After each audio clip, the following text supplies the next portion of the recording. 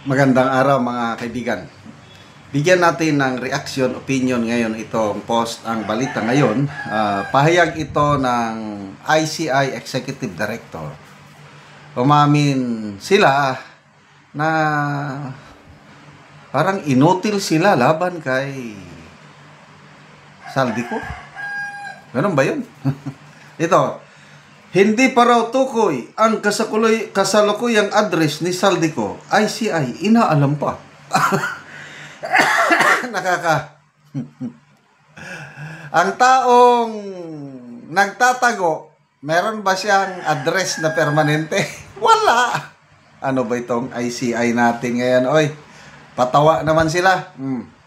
Hindi pa rin tukoy ng Independent Commission for Infrastructure ang kasalukuyang address ng resign ako Bicol Party List Representative Saldico, dahilan upang ipagpaliban muna ang pagpapadala ng ikadalawang subpwena para sa kanya kaugnay ng investigasyon sa maanomalyang flood control projects.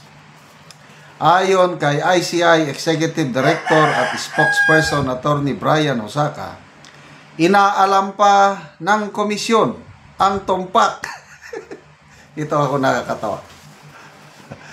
Pagputi na lang ng uwak, taga-ICI, hindi nyo malalaman ang tumpak na address ni Saldico kay para siyang NPA.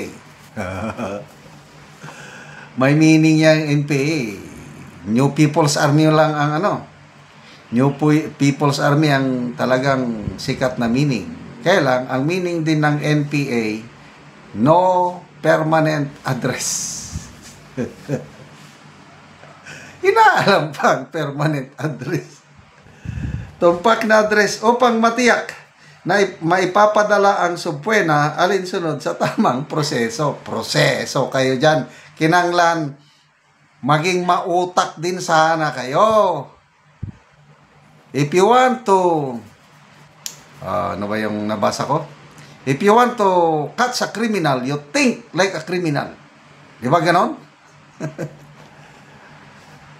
Sabi niya, we're looking at it. We reviewed our records and we just want to make sure that a subpoena should have been sent in accordance with our procedure. So we're looking at sending another subpoena to him just to be sure that we covered everything. Sayang-sayang lang ang sweldo ng taong bayan po sa inyo diyan sa ICI. Opinion ko lang yon.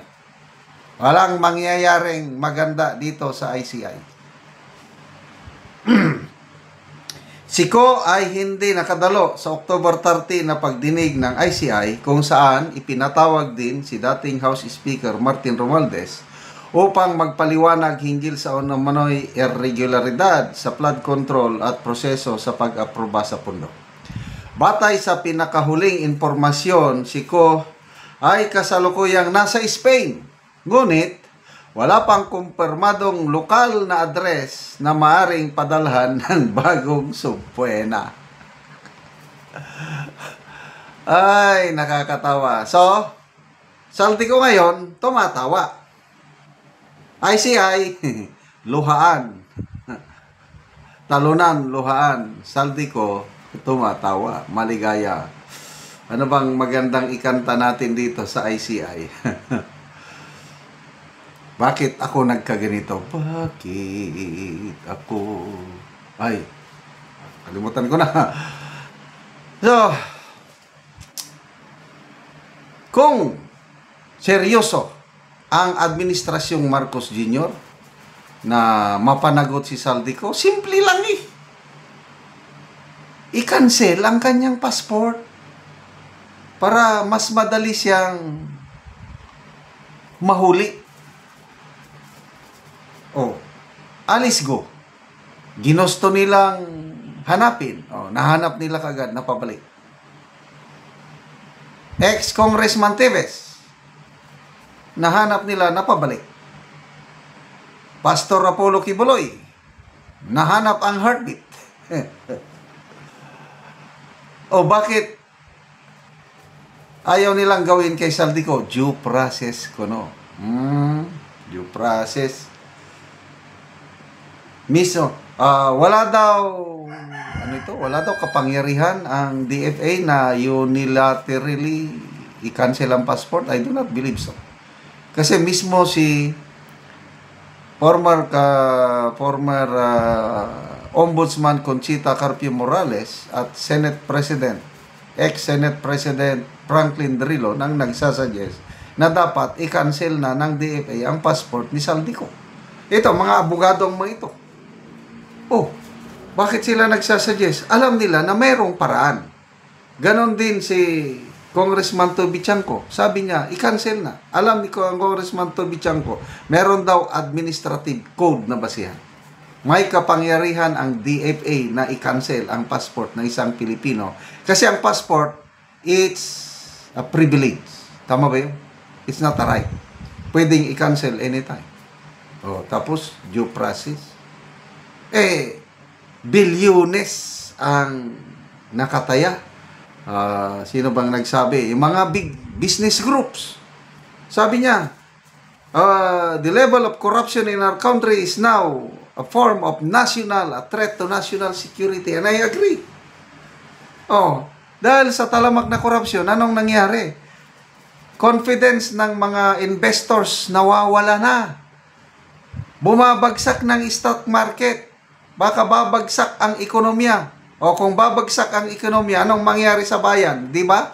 Threat to our national well-being and security. Kaya ayaw gumalaw eh. Kaya nakakaano itong tapos pa-announce pa sila na starting next week, i-live stream na namin ang hearing. Why until now? Bakit nung una hindi nyo ginawa? Kaduda-duda talaga na isabay pa ng sunog. Kahapon ba yung sunog sa DPWH office? Kaya mismo na si Congressman Toby Chanco nagbigay na ng opinion. Opinion ko lang, sabi niya. Ano yan? Sinunog? Nasunog o sadyang sinunog? Mga speculation lang yan. So, pag puti ng uwak, ICI, hindi nyo talaga madidetermine ang exact address ni Saldico. Sabihan nyo ang... hindi naman nila pwede sabihin. Dapat gumalaw ang administrasyong ito on their own na i-cancel ang passport ni Saldico kung gusto nilang mapabalik. But lumalabas parang ayaw. Salamat mga kaibigan sa inyong pagsubaybay sa ating channel. Nakakatulong kayo ng malaki sa tribong Talaandig ng Bukidnon dahil ang ating income sa channel na ito is pantulong po sa tribo. Namimigay tayo ng mga libreng yero at pako para makapagpatayo sila ng mas maayos na tirahan. Panoorin nyo ang video na ito. Si ate ang natagaan og gero, so mag-atop na gid sila karon. Tindog sila sa bagong balay. Pagkatagpon ko nito. Parang balay. Basta wak tapos.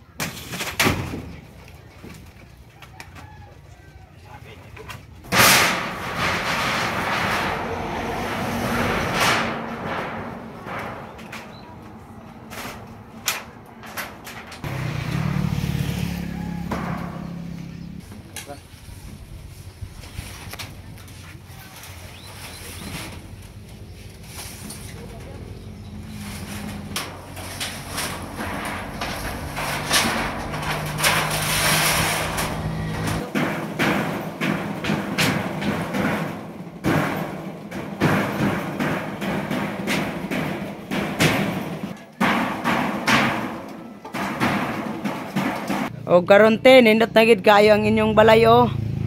Nakapatindog na gyud mo og bagong balay. Nindot na gid nga tan-awon ang inyong atop. So karon te, unsa man ang imong maistorya nga nakaatop na mo, nagpatindog na mo og balay nga bago? Unang-una, salamat sa Ginoo og sa nagtan-aw sa video nga natabang sa mo. Salamat gid kayo sa inyo ha. Kay nakapatindog gid ko sa among balay. Kung dili ang nagtabang sa mo, di gid mo makapatindog sa balay namo. Salamat kayo. Salamat.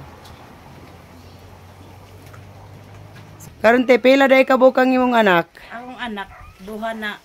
Duha. So upat mo nga magpuyo din ani. Oo. Oo. Sige, mara to te. Salamat. Salamat. Sige, bye-bye.